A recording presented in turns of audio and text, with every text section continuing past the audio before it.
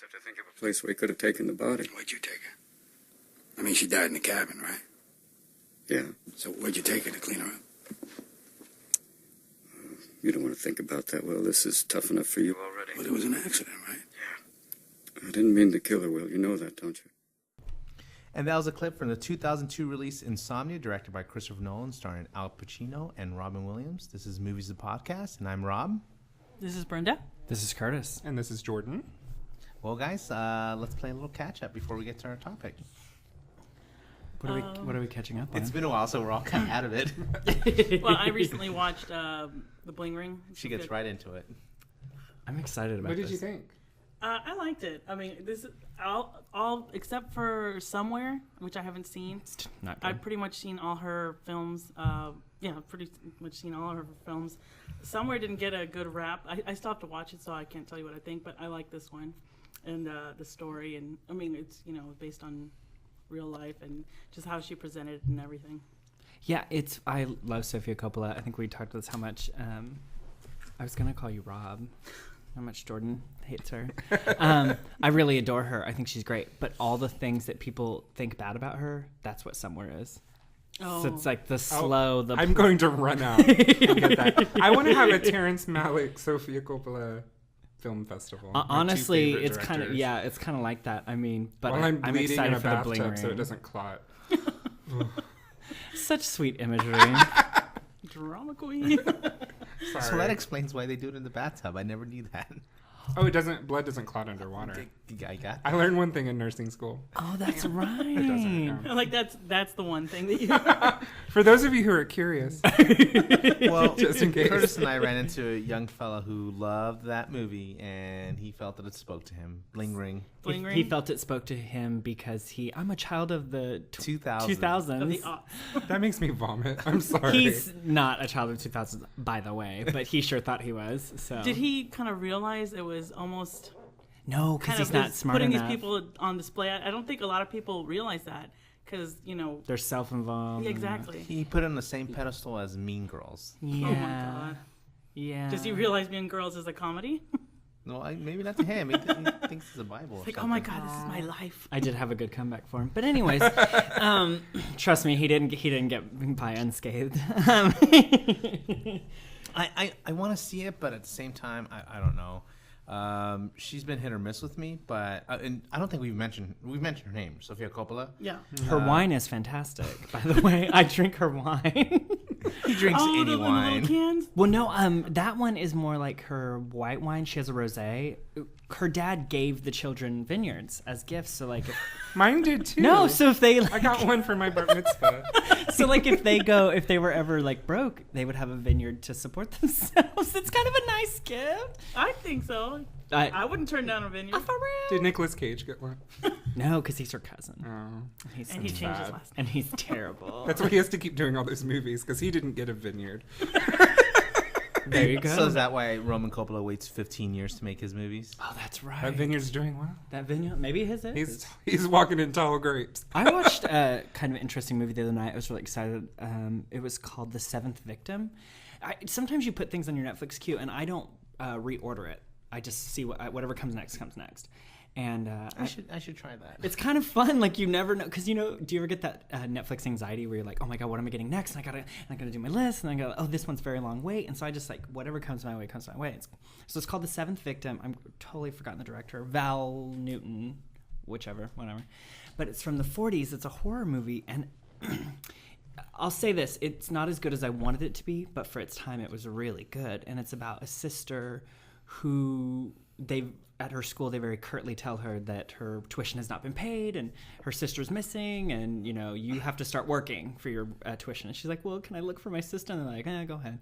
But so she goes to look for her sister, and everybody knows of her sister, but nobody knows where she is.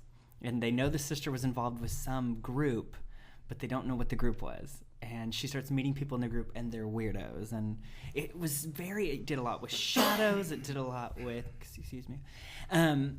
It did a lot with, it was very effective for the time. It was definitely interesting. But, yeah, I'd be interested to see if Jenny saw it. I didn't want to see.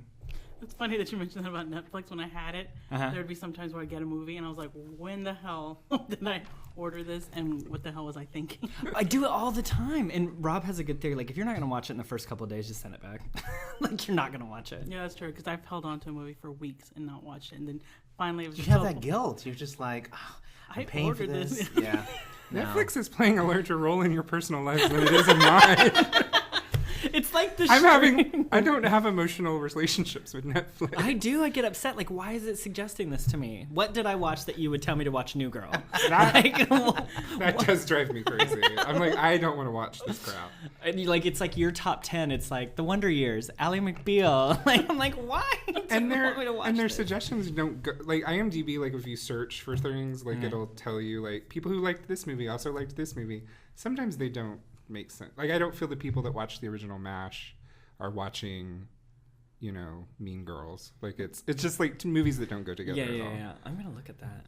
Their algorithm's a little warped. Yeah, that's what I was kind of excited to watch it. So it was interesting. It's worth checking out. Speaking of things that are not worth checking out, I saw White House Down. I'm excited about I wrote a strongly worded email to President Obama about allowing this movie to occur Did you on hear his watch. what Sony's doing tomorrow? Or, I mean, for the 4th of July? What? They're, anybody who wants to come see the film, they can come in. If they're in the active military, they can get in free. It's interesting because this movie makes people who are in the military look like morons. Oh, really? It takes... I don't even know. I can't even boil it down to 15 words of what it does, but it takes everything about the United States and boils it down to its most pedantic level, to use our word of the day. The acting is horrible. The writing is horrible. Just the fact-checking, like, nobody has Wikipedia that could actually, like, look up, search terms like the Secession Act or things like... It just... And I am a sucker for any movie that takes place in the White House. I am a huge... And that's the reason I wanted to see it. And on one... Did you think it was going to be the West yeah. Wing? I don't know. No, exactly. But even on the West Wing, I get upset when things are incorrect. I feel like there are things that you kind of take a poetic license with, and you don't have to exactly have everything exactly the way it is in reality. But there's some things that are so glaringly wrong, like the order of succession to the presidency and how that the 25th Amendment actually works. Is kind of we're playing fast. It's a movie about the 25th Amendment, so let's read it. They're playing fast with these facts. Oh my goodness! So is it kind of like how Die Hard was like an action, but it still had a sense of humor? Were they trying to do that? They were trying to make like Rush Hour happen with Die Hard, with Independence Day. It was trying to be, because it's by Roland Emmerich, and so it mentions, they talk about Independence Day. That was like kiss of death right there. But they it was trying to go for that like silly. Did he write and direct it? He directed. I think it wrote I don't know itself. if he. I think His cat. I think that second graders across Kentucky submitted pages and they just put them all together in order. Funny enough, whenever the trailer came out, I didn't realize that Jamie Foxx was playing the president. It looked kind of like a buddy. Entertainment Weekly said it. His acting. He should know his acting is terrible. What's interesting? What happens when? And there are a lot of these movies where you take all these really good, because Richard Jenkins is in it. Oh, really? Yeah. Maggie Gyllenhaal. Maggie Gyllenhaal. But Channing Tatum, who I like, and he's good at what he does. But Jamie Foxx, and you've got it's a misogynistic movie. There are 3 speaking female parts, and they're all simpering idiots. The use of the child. It's just it takes everything that's wrong about movie making right now, and puts an American flag on it, and says "Hoorah, America!" But that's how his films are. If you look at his last films, I know. I like some of his films. But on the other hand, though, seeing the Capitol building explode, there's how many times there are have you cool seen images, and that's what was cool about. It was the only thing cool about 2012 was the CGI, and the CGI was pretty cool, and it's on a level. A movie can be enjoyable but not good. I enjoyed it. I stayed awake. 2012 or White House Down? Both, but not good movies. Yeah, at I think all all his movies are interesting. Get your hands off my Jordans!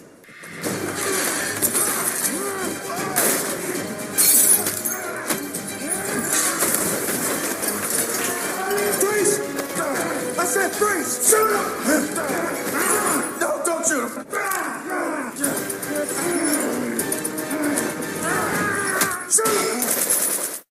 Maggie Gyllenhaal should have to go on a tour of the United States and apologize for this movie. Apologize. Do you know, Roger Ebert, who I loved, said something about, in reference to Kill Bill, and he said, performances in these kind of movies don't win awards, but because they're usually not good, but like in Kill Bill, that's a good performance in an action movie. And an action movie sometimes is harder to create good, well-rounded acting and characters. And when you create a good one, it's great. Like World War Z a couple months ago. If you create like good acting, timelines. If you create good characters, it could be better. It could elevate it, and that's why I think elevated Die Hard is Bruce Willis and Alan Rickman. And there are some really good performances in that, and it's charming, and it doesn't take itself too seriously, which is what White House Down does. It really And I think shouldn't. maybe it's those financing this film should realize in this day and age, CGI can't hold a film anymore. I was rewatching The Day After Tomorrow the other day, and it's just... Is it still good? No. It doesn't hold up at all. I liked it when it first I came did out. too. I love 2012. But CeeLo Ward is in it, and she brings good things to everything she does. She is in it. She is in it, yeah. Jake Gyllenhaal's in it. But to talk about what you just mentioned, one of the films that I recently saw was World War Z. Have you seen World War Z? No, I haven't. You will seen love it. It's fantastic. I've seen it twice, and it holds up. I think it's a fantastic thriller. I think it's interesting that everyone I know have seen it has either loved it. Oh, we were or talking about this, weren't freaking we? hated Who it. hated it though? No, I know a lot of people that have who hated love it. the book. I've never met one person who hated it. I know people that didn't read he the makes book. a good point. Well, she makes a good point. People who love the book hate the movie because they only share the title. Literally. Yeah. So the film, it just strays so much from what I've been told. The spirit from of the the book. Yeah. But I haven't read the book, and to me, as a thriller, it worked. I thought it was an effective film. I love the mystery behind it, and even when it got to the big rewrite at the end, it all worked for me. Isn't so? Is it a graphic novel? No, it's a novel. It's a novel. Oh, okay. I was trying And it's to pretty warn ad- people against like, do you want to see Watchmen again? Like, It's pretty should it ad- be that accurate to the It's book? pretty adored by the fans of the book. Like, the book is pretty At the height of the beloved. zombie, zombie. Yeah. But that's what I liked about it before it came out. I was like, I hope this movie puts an end to zombies because I'm over that. Like, it's like and what World War Z did, which is kind of because of the rewrite, it changed the zombies from these growling, running monsters to more like what's the word for it?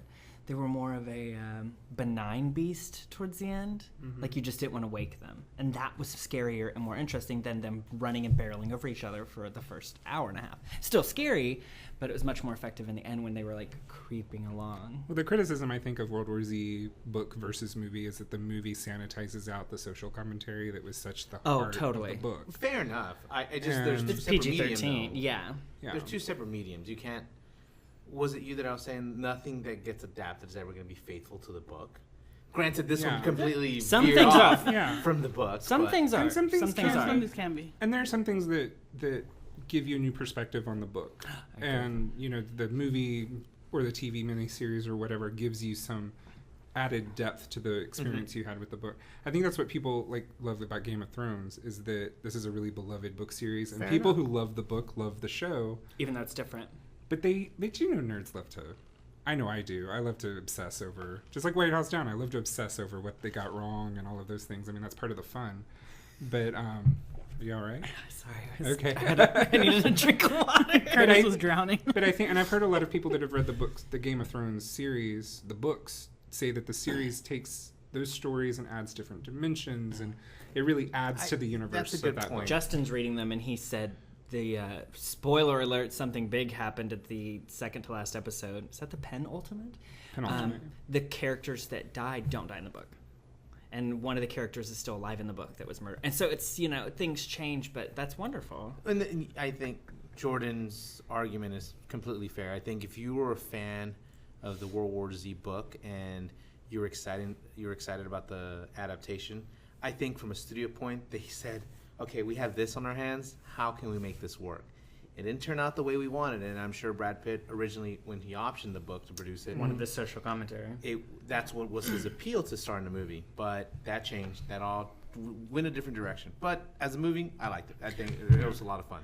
I remember when I saw it, I thought of you instantly because one of my favorite zombie films is Return of the Living Dead, and I know how you hate like running zombies. Is that you? Yes. So when I saw this, I was like, Rob's gonna hate this running But zombies. it didn't scare me. That didn't scare me. I like what is it? Dawn of the Dead. Anytime there's running zombies, freaks me out. But what freaked me out about Really? When they're running? when they're As opposed running. to like inching their way to you, like you So have a not the chance. Walking Dead zombies, the 28 days later. Yeah, exactly. Zombies, yeah. But what I really, the thing that I love the most about World War Z, it's just the mystery, how they took it. They're like, what happened? How, on a global scale, this happened so quickly? You look at 28 Days Later, it was all seen from that perspective. But obviously, it's like the entire city was taken over. But if you take a step back, if you take a step back, how it was on a global scale. And I think that's what. But even thought it with was- 28 weeks later, took it a little wider and took Right. it into the city.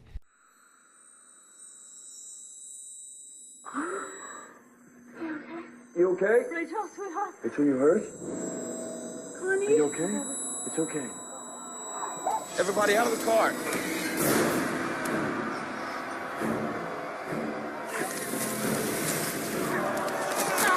You gotta get off the street.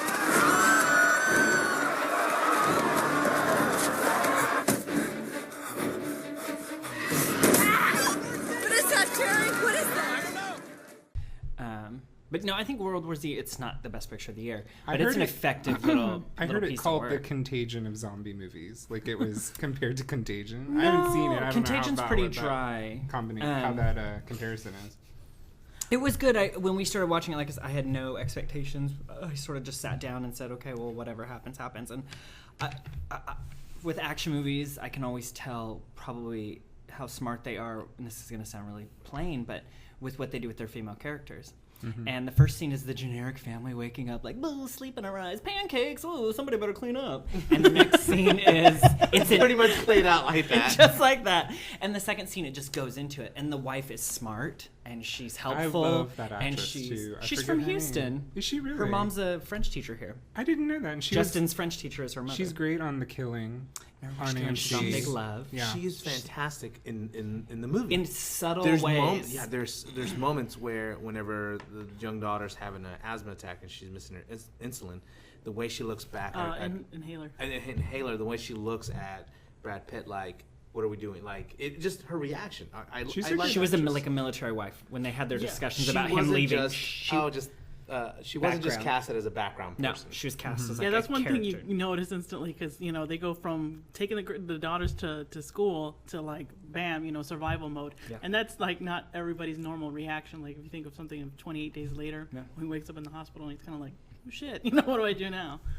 But Yeah. it was a different take. But I'm curious to see what you think. I want to see it. I haven't had a chance to see it yet, but I want to see it. I loved it. I had a lot of it just happened so fast. Yeah. Like you're 10 Oh. minutes in. That little scene, them getting up, getting ready for the day. That's it. From there on, it's just. I do want to see World War G, the gay marriage parody. I wish that was a real movie. The trailer. I haven't seen it. There's a trailer floating around on YouTube that's World War G, and it's a conservative fever dream about gay marriage and And we're, how like, the running gays to are get gonna. them. And Brad Pitt's like running from the gays. I and think I've seen it. it's just the movie. It's hilarious. Maybe it was though. did we real. see another one years ago called Gay Zombies? Yeah, Where like Night we of look at- Living Gays. Brain. Night of the Living Gays, brains. I mean, penis. Excuse me. Can I bring this to a screeching halt? Last night I posted, if Brad Pitt started a zombie musical, would it be titled World War Glee? Anyway, Oh my! why do we keep giving We've him not a introduced microphone? Stan. Stan Christmas. He is our producer. Stan Christmas. He's got a flask. Come sit on Uncle Stan's knee. Little girl, I'm 17. Well, This is Stan. let's bring into the topic. what of are we? today. Yeah, what are we talking about today, bro? Our topic Gay today, zombies. Gay zombies. Our topic is remakes. Should they be able to marry? Are they alive? Anyways, go on with that. Are they alive?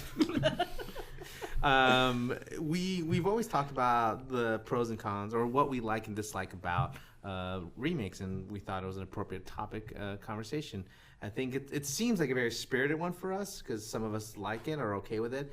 I'm of the fan of this guy. He might steal the words right out of his mouth, but saying if they want to remake it, they can remake it. You know, if the good one was good enough to be remade, why not? It'll just show how good the original was if they fail. You're so wrong.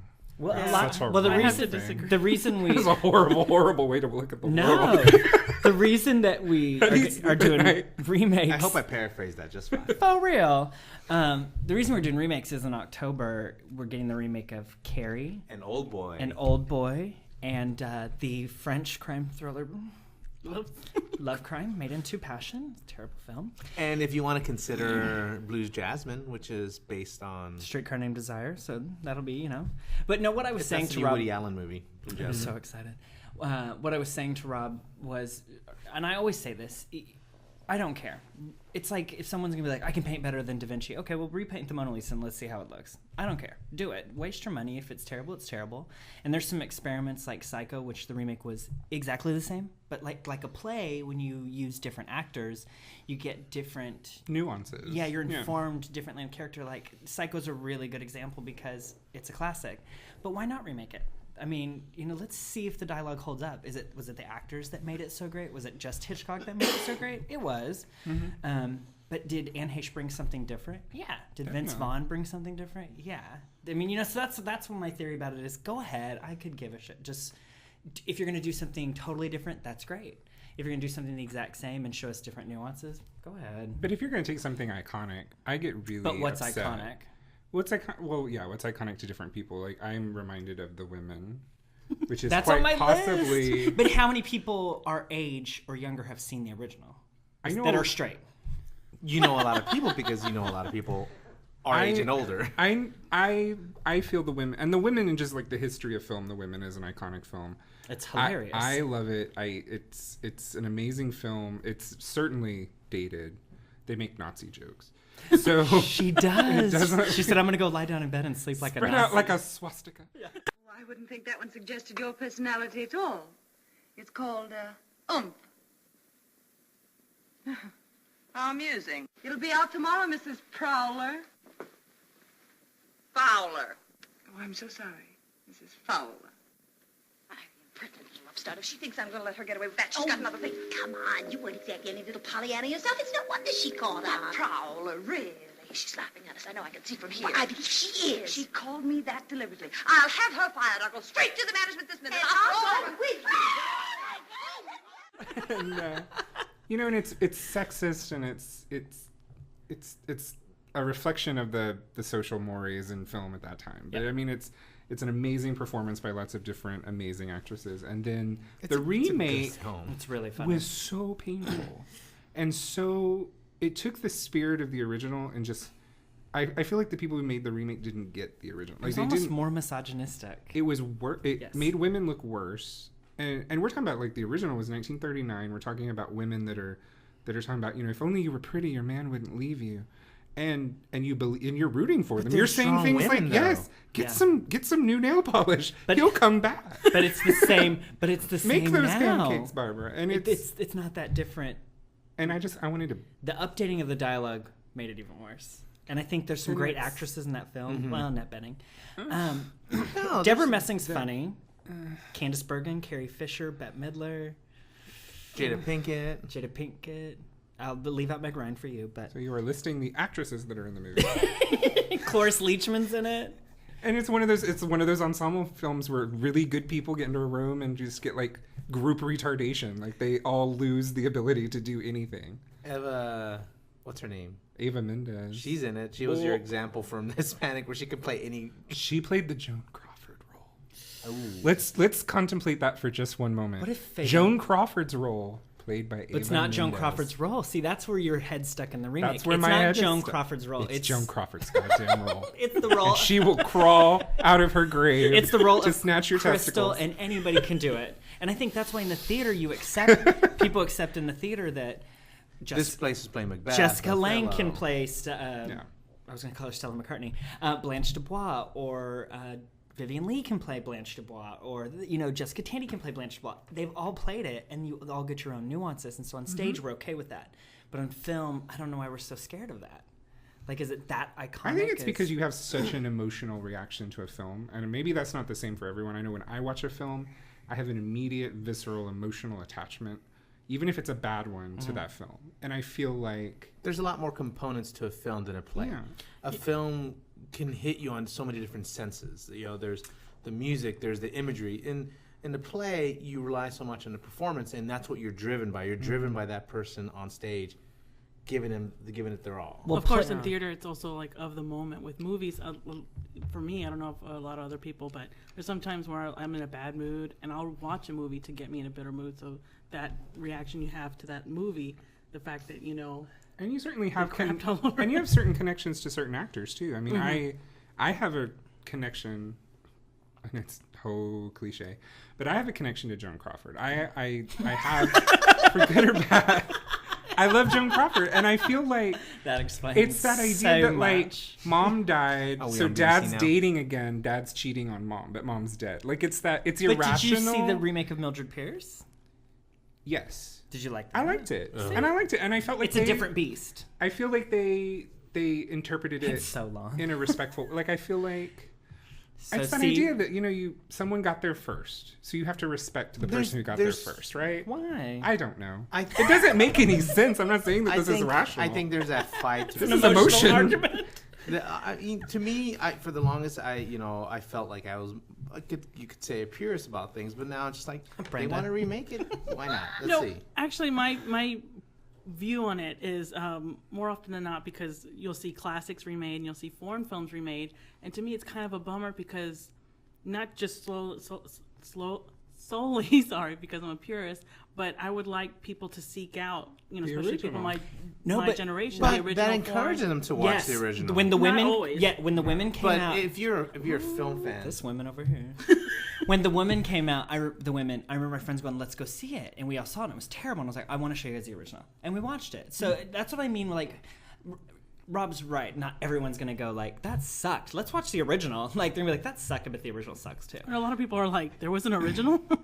Well, like The Thing. Which we've talked about many times. The remake came out. I could not wait to see it because I love the original. It was terrible. What did I do? I went and bought the original, because I wanted to be reminded. If you think about it, John Carpenter's The Thing, '82. That's one of my favorite films. It's a remake. It was originally made in the 40s, I want to say.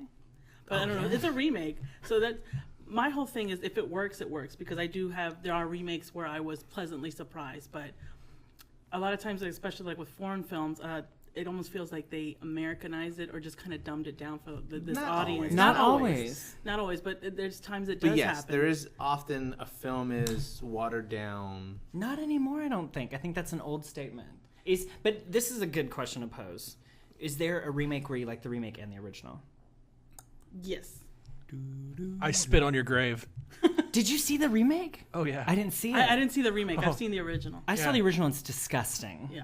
Yeah, it was. Yeah, I know. It's some piece of seriously, trash. that was honestly the worst rape scene I've ever seen. That was not a joke. Or scenes, you mean? And Stan's a big fan of rape scenes. Didn't they just keep coming in? Yeah. No, it when was you ridiculous. Google that, the FBI makes a note. Oh, yeah. Just saying. Thanks, Obama. Snowdan. No, here's an example. Have any of you seen Fright Night? Yeah. The original and the remake? Yeah, I haven't seen the remake. I thought the remake was so much better than the original. To an extent, yes, I can agree with you on that one. I was so pleasantly surprised with the remake. My Toni sister, my Collette's brother, in and I, it. yeah, my sister, my brother, and I, we got passes, and it was even in 3D. And you know how I feel about 3D; it's kind of give or take. The three of us loved it. We enjoyed it. We laughed. We were scared, and the 3D worked. I was really impressed, and I love the original. I think what happened for me, the original just didn't take the test of time. I had recently rewatched the original before it's very I watched. 80s. Oh, it doesn't hold because you watch something like La Caja Falls, The Thing, the original Thing, Let the Right One In. Those hold the test of time. So as a film, I think they're still quality films to see how they remade. But Fright Night, it was a terrible '80s movie that just didn't hold up. It's like, I guess you can say like a popcorn film or a cult classic, but it has a following. And I'm not a huge fair enough. I'm not a huge fan of the original. I like the original, but still when I saw the remake, I was like, we're being lazy, recycling another one. But when I saw it, like I said, it totally changed my mind, and I was impressed with it. So for remakes in general, if they work, they work. I'd like to challenge your comment about making a remake, because to me it implies that you're saying by making a remake, it's because they're too lazy to come up with something original. In certain instances, I feel like it. Did you ever see the Russian remake of 12 Angry Men? 12? No. I thought it was an interesting way to take an American film and remake it, but in Russian. It's the exact same premise, but the premise only worked because of, you have the social discourse between all these different people, and it's an amazing film, equally as intense as the original 12 Angry Men. That it's like, didn't the Coen brothers have a remake of Blood Simple? Yes. They made a Korean remake of that? Oh, they did? No. They originally made Blood Simple, but there was a Korean remake of Blood Simple. Oh, that's kind of cool. That recently came out. Yeah, I gotta say, I adore Blood Simple. I need a pen. What? I gotta say. No, yeah, a Korean... It was like a man, a woman, and shop. And a noodle shop, yeah. And Carrie the Japanese. I don't know what they're talking about. Enough. I've Sudoku caught sometimes there's like foreign remakes of American films, and sometimes they end up being better. I just saw Dangerous Liaisons came up. It's an Asian remake of Dangerous Liaisons. I would love that. So, Funny games. You just kill us. You shouldn't forget the importance of entertainment.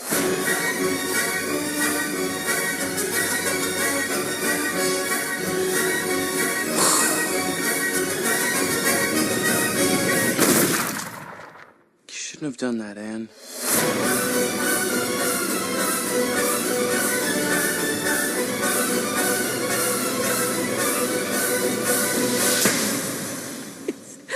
Keep me safe all through the night, please. Don't get me started on Funny Games. I adore both for different reasons. The first one is so gritty and dirty, and the remake is so clean. Yeah. It's shot for shot. Oh, yeah. But Naomi Watts, I adore in her usual intensity, of course, she chose that part, said how difficult it was because you would have to hold your head in the frame the way he did it in the other movie. Your head had to be in the frame the way the other actress held her head in the frame. The only difference is her top was off, if you notice that. They didn't take the top off in the German. It's German, right? Yeah. And for some reason, Americanizing it made it more disturbing to me. Because there's something about, sorry Germans, but I've seen a lot of German movies. I've seen a lot of German movies, and they're rough. And so I just expected it to be rough. And the American one... Well, they're known to be such a kind and cuddly culture. But when the American one, you see that, it's disturbing, and they're these blonde... And it's all implied violence, which is... Yeah, you never see what you want to see. I get that, though. When you remake, in foreign films or remake back and forth, how, you do that for, like, the subtle... like you said, cultural nuances in this case. What's interesting, like House of Cards, which was a very intense British film miniseries, made into an intense American miniseries, and how it took those British ideas and Americanized them, and really added that American nuance. And if you saw the American version, you'd see the British version, and you'd see the similarities, but then you see where they diverge. Which I think you've read the books. Mm-hmm. So you're curious about how they're going to adapt season 2 because you feel it's going to be so different. Right. So, but it makes me excited because of what they did with the first book. You feel that they're up for the challenge. I'm thinking because the second book's going to be a challenge to adapt, and then they did it so well for the first season that I trust it. I'm looking forward to it, and that's something the original House of Cards is something I love. I've seen it 1,000 times. I had an emotional attachment to it. So I was really, really wary when I first saw the Kevin Spacey trailer. I said, "Don't you dare screw this up!" It was so good. And it was because it respected the original, but it lived in that universe, but wasn't the same. So what was that question you asked Curtis earlier? The question you were going to judge us with? Oh no, you guys answered it. It was really just what was one that really the remake was just as good. Like you just talked about House of Cards, and I think for me, the Thomas Crown Affair. I love the original, so good, and it's action packed, but it's more like my dad's generation, where it's a little slower. It's a little more like the rough guy in the suit. Steve McQueen was kind of like a dusty around the edges kind of guy, so it's kind of cool to see him in a suit. And Faye Dunaway, of course, at her prettiest, and all about the costumes and the nails and the hair and the music, and it was very glossy and stylish. And the remake was a little more Bond because it was Pierce Brosnan, but Rene Russo's amazing in that film, and it's kind of the there's something you don't hear every day. I know. No, she is. I mean, she's kind of undervalued. Not in that film, she's underrated. No, in the film, she's great. In the film, she's good. She's great. Yeah, I'm not saying in general now. I'm going to toss a few titles out here. Top me. of a list of some of the films that the interwebs said that some of the best remakes and some of the worst. And I'd like to hear what you guys each thought. Just Psycho, quick. greatest one ever. We got 10 minutes left, so Oh, I just God. want to see how quickly we can knock some of these out. The Birdcage, which was a remake of La Caja Falls. What did you guys think? I love The Birdcage. I haven't seen the original, so I can't. Have never seen the original. I think it does justice to the original. Yes. And and The Producers too is another remake that I think the remake is not as good as the original, but I think it still stands up. But that's different. The Producers is based on the musical, not necessarily the original movie. Well, it's two movies made based on the same source material. Movie, then musical on musical, Broadway, and then movie of the musical. And then the Korean version, which really threw me off. Uma. Dawn of the Dead, the 2004 version. I like both. Yeah. I love both. Yeah, that's another instance where, it's the same kind of story, but there's differences. But I think either one works. And also bonus points for using Richard Cheese in the soundtrack. Oh yes. And Zack Snyder's best movie. Yes. Richard Cheese, that's filthy. And Bob Dylan's in the title sequence. Our opening clip, it was from Christopher Nolan's Insomnia. What did you guys think of that one?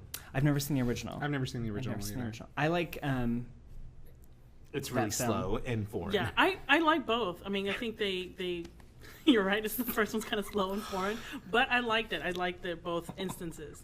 There wasn't one where I was like, oh, that was horrible. I actually saw the original first and went and rewatched the original with Stellan Skarsgård. How about The Departed? I haven't seen the original. Oh, but it's funny too because most people forget that The Departed is a remake, and I want to say, and somebody correct me if I'm wrong, I think it's the first remake ever to win Best Picture. I'm not sure. So we'll have to go back on that. That sounds right. Yeah. Wikipedia. It's based on internal affairs, right? Infernal Affairs. Cape Fear. I've never seen the original. The original's fantastic. It's the original's good. Slow and foreign. Yes, yeah.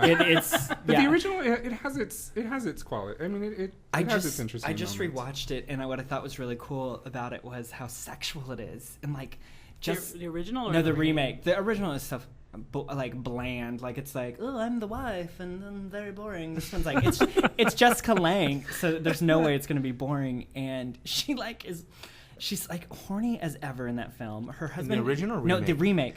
The husband has cheated on her, Nick Nolte. And what does she do? She flirts with getting a gun. She's like, in case things get wild around here, because there's a rapist on the loose. So that's what you think about. Then when she meets Robert De Niro, she's kind of flirting with him. And then at the end, she's basically like, I know what you're going through. Rape me. There's so many weird sexual things in that movie that it makes it way better than the original. Yeah. Would you consider Silence of the Lambs a remake? No. Because it's a remake of Manhunter. No, Red Dragon's a remake. I mean, Red Dragon's never mind.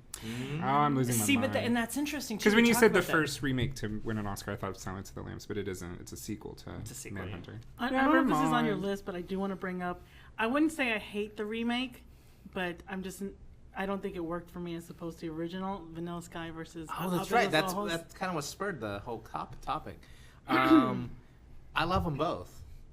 I love both versions. Open Your Eyes and... Abre los ojos. Abre los ojos. Abre los ojos. Open your eyes. Is that Korean? That movie is when I fell in love with Penelope Cruz. I think she's fantastic in both. I fell in love with Alejandro Almodóvar. Almodóvar, yeah. Did he end up doing the others? Yes. And something else. And Agora. And The Sea Inside. Oh, yeah. Like I said, the Vanilla Sky, I didn't hate it. I was... I liked it a lot. But to me, I love the original. One comparison, spoiler alert or whatever, the suicide scene in Vanilla Sky, they're a lot more dramatic about it, and not to say that, in Spain they condone suicide or whatever, but they were just when they were laying everything back to him, how everything went down, they're like, yeah, and he committed suicide. And in Vanilla Sky, it was almost like it's such an unthinkable thing for Americans, or in this context, they were like such a big thing. We're not very romantic. they just kept, explaining, because you felt like this and because of that, you committed suicide. And it was like, I remember the music being like really dramatic.